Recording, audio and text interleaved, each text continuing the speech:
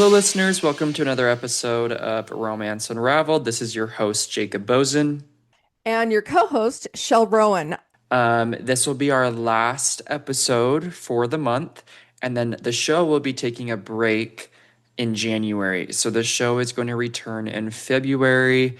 I'll come back with some more firepower, I guess, in February. So just keep that in mind. And then, of course, you should go back and listen to the episodes that you may have missed. But let's introduce your guest, Shell.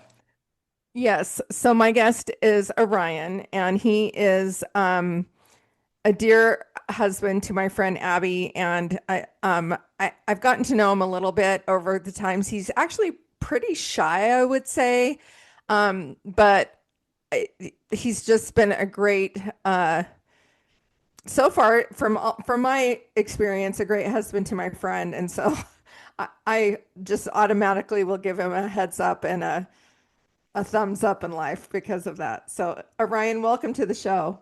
Well, thank you, and thank you for having me on. So, yeah, my name is Orion, and that's like Orion, but with an A. So I'm not just any Ryan, but Orion.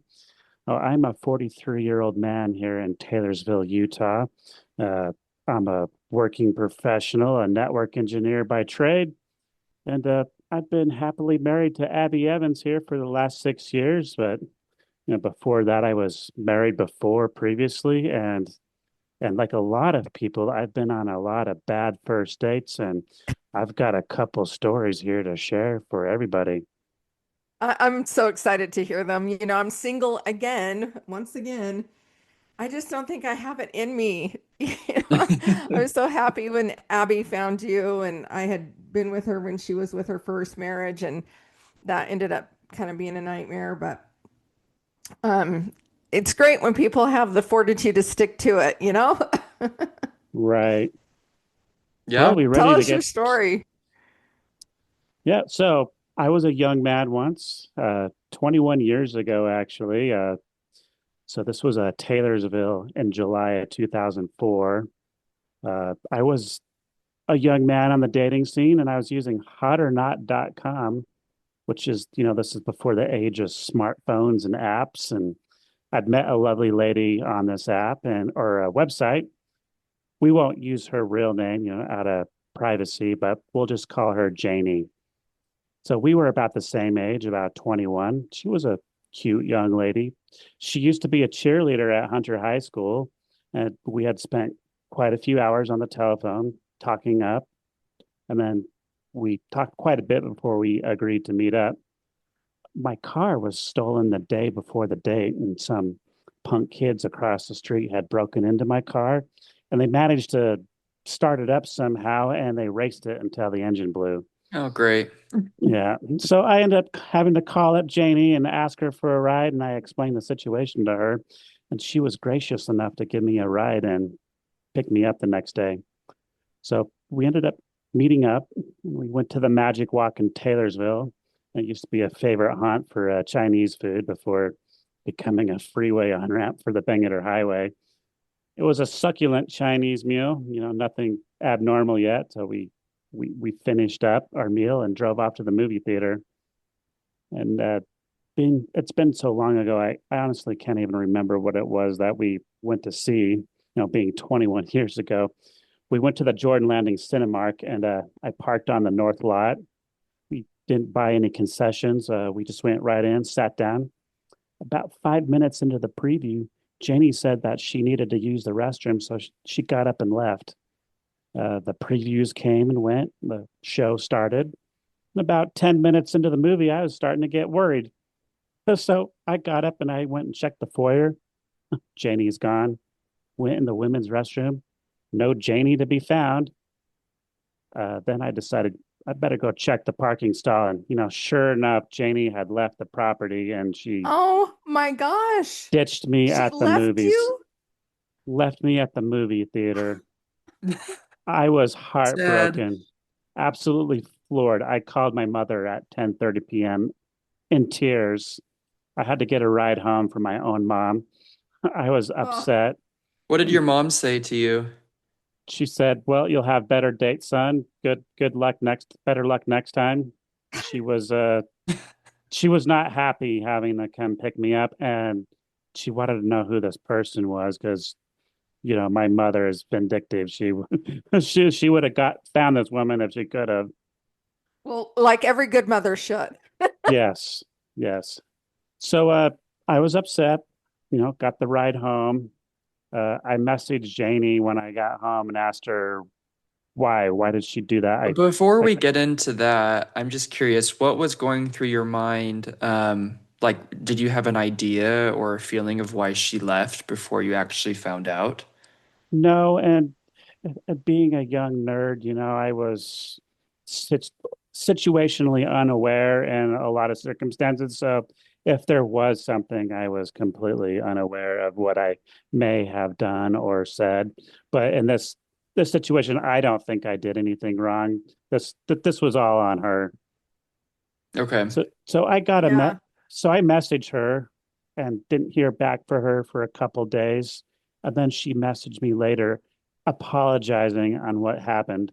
And she went on to explain that she was married and she just found out that she was pregnant and she felt that she missed out being a young lady and missed out big time on the dating scene and just needed to get out of her apartment and experience dating again. And she went on to say that she lost her nerve and started acting up.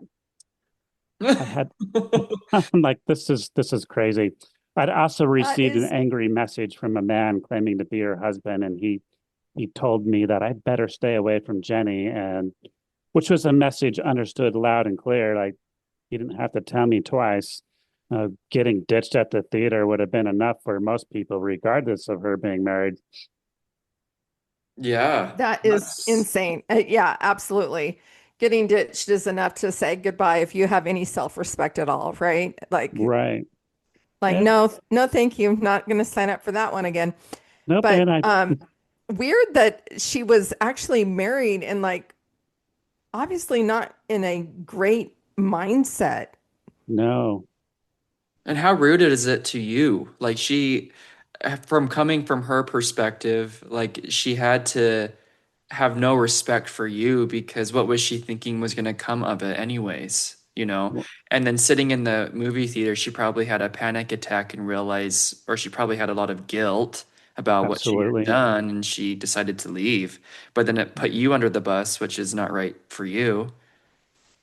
Yes, absolutely. I'm sure she felt guilty and then just left. At least she could have given me a ride home. Yeah, Yeah. exactly. I was just going to say that. I'm like, how about she have a stroke of consciousness and say, "Hey, I'm here under the false pretenses and I'm really sorry, but I need to take you home." Right. I mean, that would have been the nice, kind thing to do, but She wow. should have just made up like a fake emergency that came up and just said, "Hey, like I need to take you home. So sorry."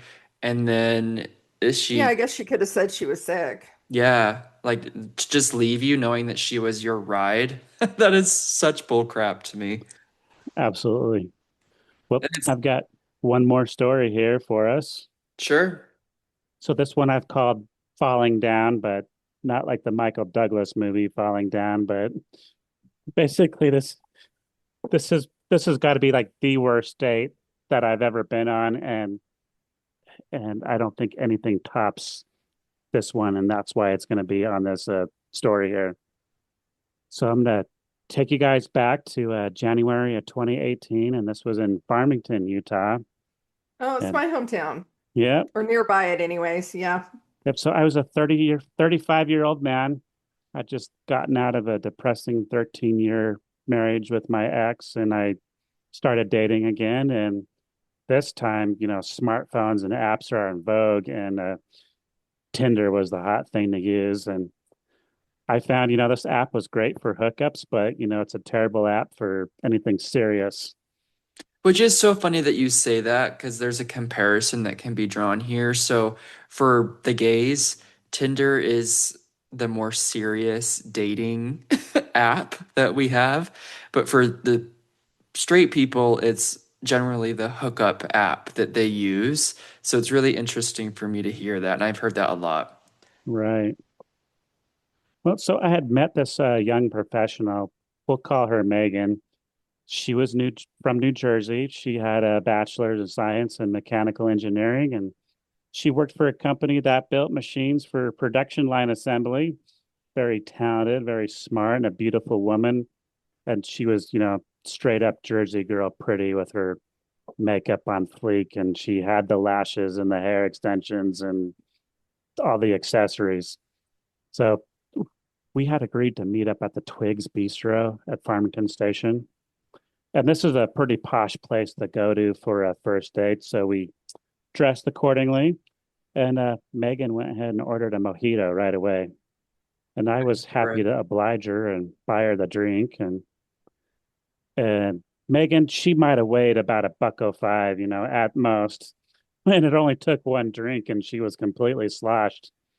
Uh, and it's been so long ago, I kind of forget what we even had for an entree there. But Twigs Bistro is really good. I'd go there again. The place is pretty good for, taking someone to a date. So after we finished dinner, she invited me to come over to her place and watch a movie with her.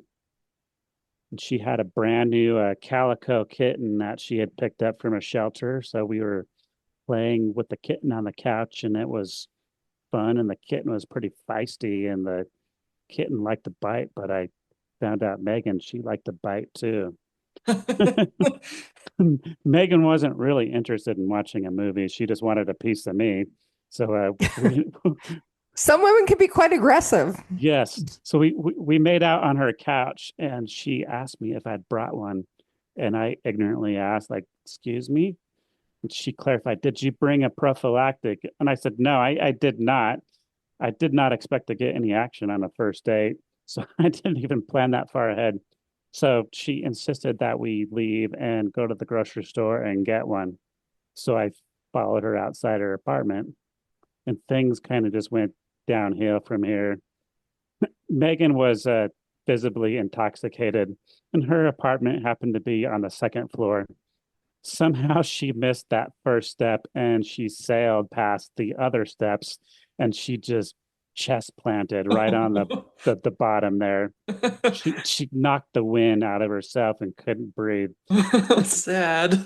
I ended up rolling her over and I sat her up and I asked her if she was going to be okay. And she said, "Don't worry, I'm Jersey girl tough.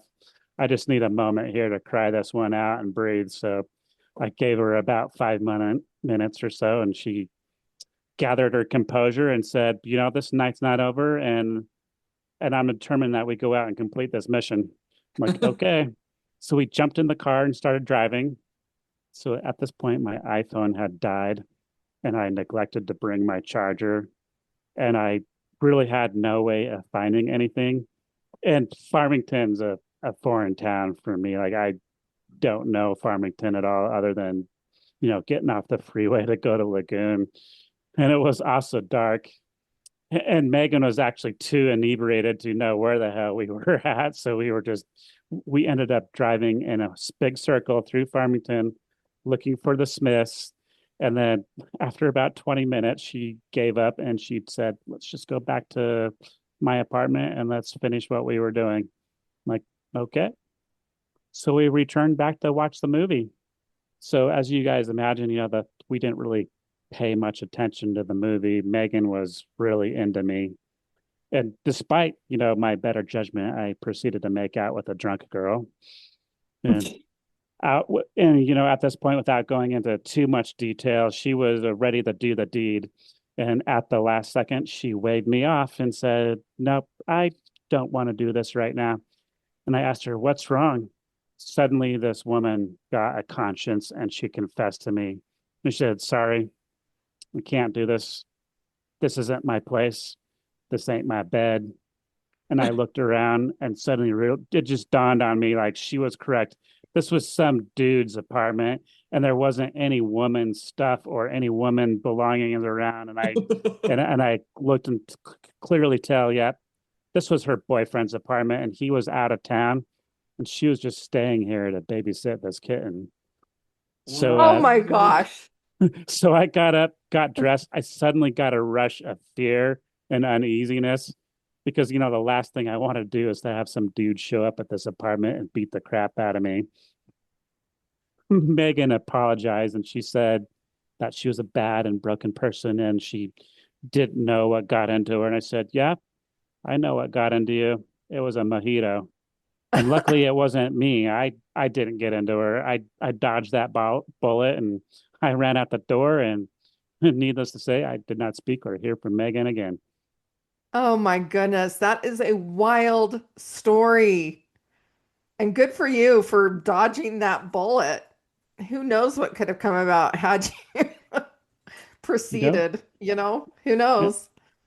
And a month later, I met Abby on eHarmony, which was, a much better dating website to use than Tinder, at least, if you're looking for something serious. Yeah. Well, that's awesome. I don't understand why these women and a lot of cases men as well, probably more so, are they think it's okay to do these sorts of things. Like you yourself alone have two stories where the person that you were, I guess, pursuing had been in an Re- actual relationship without Yeah. telling you. I have been on many dates and the whole deal, and I have never run into that a single time in my entire life. Well, maybe I'm just unlucky. It could be. I don't know. But I think the difference is all the gays are in open relationships, so they say that it doesn't count, right? But it Right. really does, at least in my opinion. Yeah, I ended up Yeah, meeting because Abby. you're well, because I was just going to say, because Jacob's a little bit more of a conservative, traditional gay man Yeah. Oh, is why it would matter to him. But anyway, you and Abby, what? we met a month later after this date. I'd met her Hmm. at eHarmony and we did something normal. We just met at the Red Rock Brewery and it was a Super Bowl Sunday and both of us had agreed that we didn't like sports balls and didn't understand football, but so we hit it off. Well, that's awesome. Yes, Yes, it is. It's good when you find somebody that you can match with. right. Yeah. And we hadn't even known each other for 3 weeks, and we went on a trip to Miami, Florida together. Of course, her dad was really upset, and he was like, "Why are you going with some guy you barely knew, no, to Miami?" And she's like, "Well, I'm an adult. I've got a visa. I can do what I want." And we did. And, since then we've been on many trips together. Yes, you have all over the world. Yes. Yeah, we get around and we're Yeah, going you to guys Egypt do. here in 2 weeks. Oh, really? I'm so jealous. I want to go to Egypt. Yeah, it will Yeah, be that's my amazing. top. That is on my list. And I'm That is assuming awesome. when you started dating her, you certainly made sure that she didn't have a boyfriend, I'm assuming, right? Yes, we talked a lot about her ex and she was just out of a divorce. So I was pretty sure that, she was not with somebody. Good. Yeah, that was a rough go. She That had a relationship. I found out Abby did have a dude back at the house. His name was Randy, and he was a 7-year-old Vizsla, and that was it. I could deal with the dog. And now how many dogs do you have to deal with? We have two dogs, of course, Miss Little and Jordy. You know those two, Mhm. uh, Yep, I've been on vacations. with Um, those dogs. Yes, yes. So, oh, that's so awesome. Well, I'm really happy for you and Abby. Tell her I said hi. I Thank you will for do. coming on and sharing these stories. It is insane to me that people would put them out on the market. I mean, this happens all the time, but it happens in different ways that you can't really foresee or control. But for people to actually put themselves out there when they have no, they're not available. Like they have no business being putting themselves out on the market. And I've dated a lot and I can't tell you how many dates I've gone out and the guys are all like, "Oh yeah, I'm looking for something serious." And then on the first date, they're like, "So how many dates until I get laid?" And I'm like, "I'm not Right. having sex with you. I'm looking for someone who's serious." Oh And then wow. it's it's like they're offended that I don't just want to like hop into bed. I'm like, do you know how many dates I've been on? I'm like, I personally am not sleeping with every person. Like that is not the trial test for me. You know what I mean? It's just, it's weird. We live in a weird society right now. It's strange. I feel like I'm just too old and I'm done. I'm 56. I've dated a lot of men after my husband died. I thought that I had something good going for a while, and I'm just like, I'm exhausted. I just don't want to deal with it anymore. That's understandable. Yeah, you get to a point where you're just tired of the games that people play, you know? It's So relentless, it but is at least I'm relentless, you out know? of it. There's like a lot of people, like when I was referring to like people get on sites and you can't really quantify it, is like the people that are like just out of a divorce. Like you're probably not quite ready if you're just out of a divorce, but you're probably hungry to see what's out there. But that you're probably not going to be ready to fall in love right away, you know? And so Right. there's going to be a little bit of that. I know that after my husband died, my husband was like, I want you to find someone. Don't wait, don't wait. And so I got on a dating app like at 4 months. I actually had probably the most decent date that I've had out of all of my dating experience the first time. And it was shocking to me. He was so nice. He was so polite, walked me to my car, gave me a small little kiss. But I had just lost my husband, and that small little kiss sent me into more grief because I Mm, felt so awkward kissing someone that wasn't my husband. And it took me another 9 months before I was willing to try it again. So, like, some of that you can't know when you're really ready. yeah. So, some of it you can't quantify it, and there has to be a first step. But, like, people who are out there dating, and I have also done this a lot where I am literally, I don't go on dinner dates or lunch dates any longer. I haven't for years. I quit doing that pretty early on because I'm like, I'm not sticking myself in a situation where I can't get away because I've just met too many weirdos. But so I'll be like sitting having a coffee, and then all of a sudden I realize this person's married. And then I'll just ask, like, I need to ask you a question. And they're like, sure, anything. And I'm like, are you married? And that hesitation is like, okay, they're married. I Good don't to know. understand that. That is so I weird just, to me. I don't get it either. It's like, it's so rude. It's like, I don't want to be anybody's second. Like, don't waste my time, please. You know? Yeah. Oh, goodness. Well, I guess we can end it here. Okay. Thanks for coming on and telling your stories. It was super fun. For the You're welcome. listeners, of course, I'll just remind you again, the show will be taking a month for January or taking a break off for January. It will return in February. And then, as always, make sure you subscribe and save. We're streaming anywhere you can get your podcasts. And make sure you rate us as well. That helps us in the algorithms. And then we have social media, so you can follow us on Instagram, Facebook, and TikTok. It is Romance Unraveled. And if you'd like to share one of your stories, you can reach out to me directly on one of those platforms, and I will get you scheduled to come on either in February or beyond. Until next time.